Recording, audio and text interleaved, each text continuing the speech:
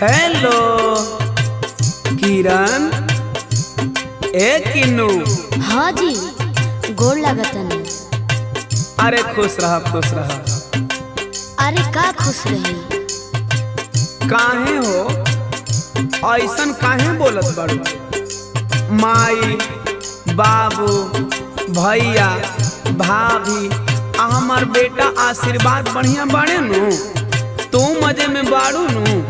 हाँ, सब केहू ठीके बा।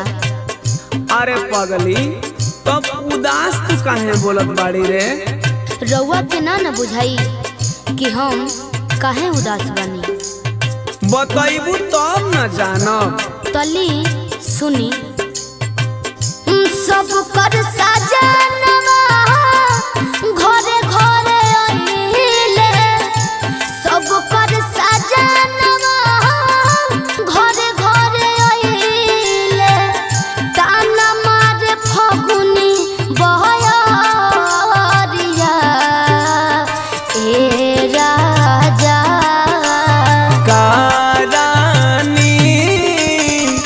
आजा घर छोड़ी के नौकरिया।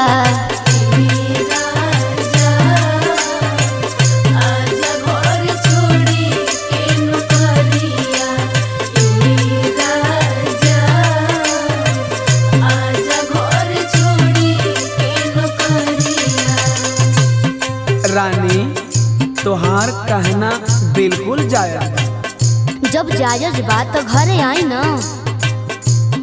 अरे आवे के तो आ जाती, बाकी हमरो पास एगो मजबूरी नु बा।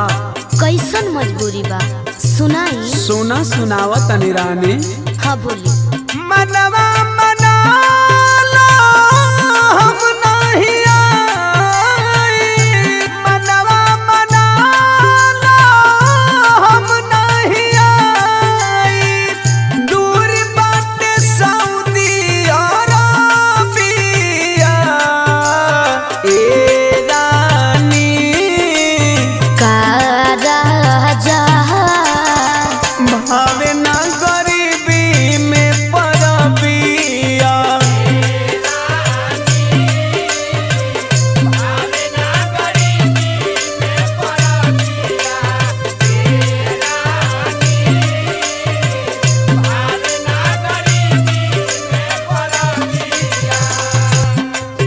ए आशीर्वाद के पापा। का हो? सुनी। सुनाओ। आपके अपन मजबूरियाँ बुझाता, आ बाकी हमार मजबूरियाँ नइखे बुझात। तोहार का मजबूरी बा हो?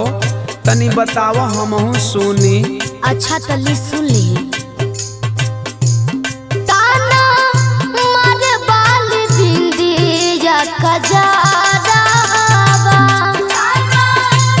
कैसे रउआ के समझाई हम?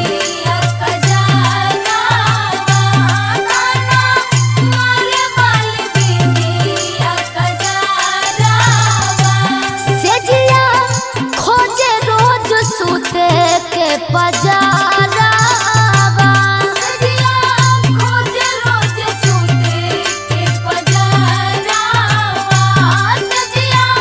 खोजे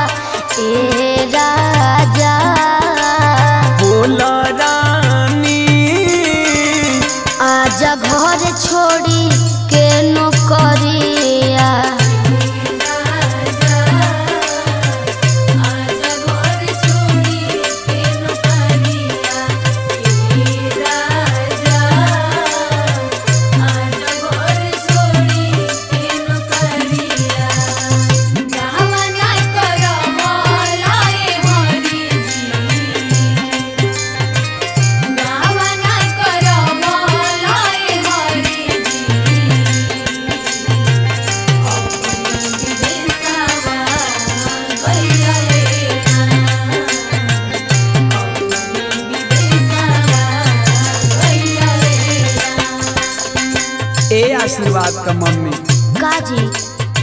प्यार के बाण मत चलावा। एमन प्यार के बाण चलावे वाला का बात बा? अरे एगो विदेशी के तुलना परदेसी से मत कर। तुलना करे के किस्मत में लिखल बा तो का करी? तनी हमार बात सुना धन जी। ए रानी चली आई ती रहती अपने देशवा में।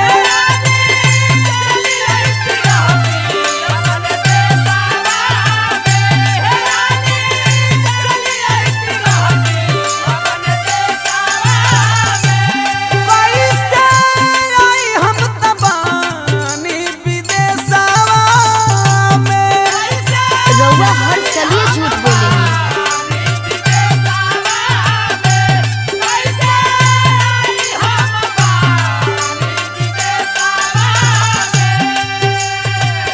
तोहरा बिरह में तड़पे दीवाना, तोहरा बिरह में तड़पे दीवाना, जैसे शराब बिन शराबिया।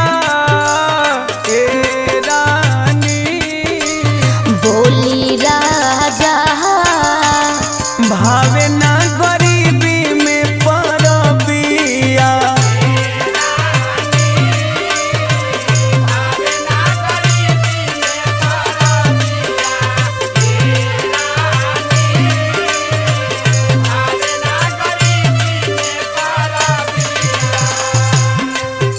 अच्छा ये बताई, हाँ पूछ। रउआ के कुछ याद ना आवेला? का हो? सुनी याद धरावतनी। रउआ तो जाके भुलाइए नु गइल बनी। पापा पापा कही के रोवता बबुआ। ए राजा जी अब नइखे रहल जात रउआ।